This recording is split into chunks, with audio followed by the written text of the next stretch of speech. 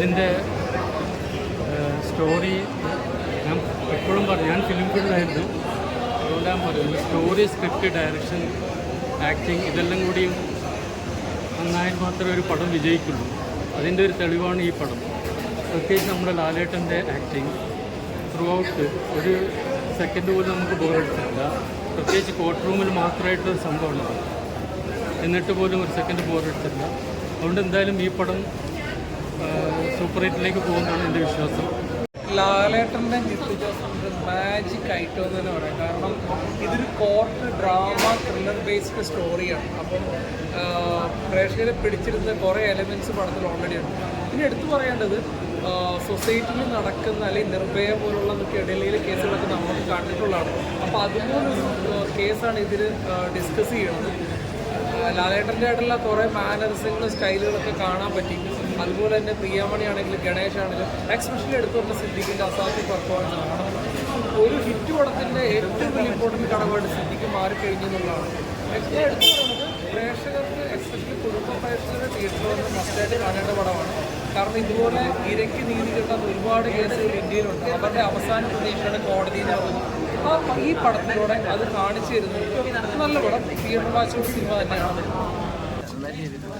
ലാലേട്ടൻ എങ്ങനെയുണ്ട്? ലാലേട്ടൻ നന്നായിട്ട് അഭിനയിച്ചിട്ടുണ്ട്.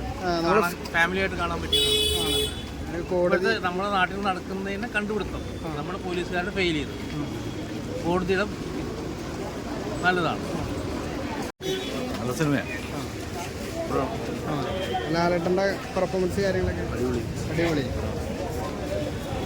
നല്ല സിനിമ, നല്ല സിനിമ. നമ്മളെ ഫാമിലിയായിട്ട് കാണാൻ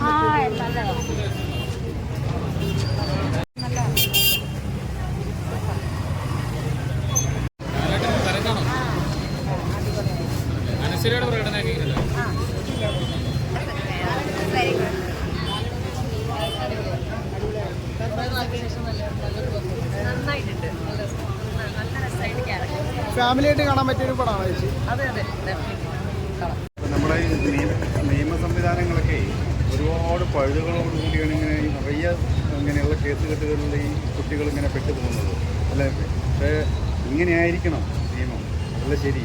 ഇങ്ങനെ എല്ലാവരും ശിക്ഷിക്കപ്പെടണം. അപ്പോഴേ ഇങ്ങനെയുള്ള കേസുകൾ എന്നുള്ള ഇനി ആരും ചെയ്യാതിരിക്കുള്ളൂ. എത്ര കുട്ടികളുടെ കണ്ണീരാണ് നമ്മൾ കേരളം പഠിക്കുന്നത്. ഇത് എത്ര പേര് രക്ഷപ്പെട്ടു പോയി. പൈസ ഉണ്ടെങ്കിൽ ആർക്കും എന്തുണ്ട്.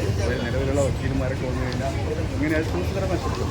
അദ്ദേഹത്തെ പോലുള്ള നല്ല വിദ്യാഭ്യാസമുള്ള വക്കീലന്മാർ വന്ന് ഇങ്ങനെ രക്ഷപ്പെടുത്തി കൊടുക്കണം. നല്ല മൂവിയാണ്. ലാലേട്ടൻ്റെ വൻ തിരിച്ചുവരവാണ്. കുറേ നാൾക്ക് ശേഷമുള്ള നല്ലൊരു മൂവിയാണ്. ഫാമിലിയായിട്ട് കാണാൻ പറ്റിയ സിനിമ. ഫാമിലി ആയിട്ട് കാണാം. ഫാമിലി ആയിട്ട് കാണാൻ നല്ല ഫാമിലി മൂവി തന്നെയാണ്.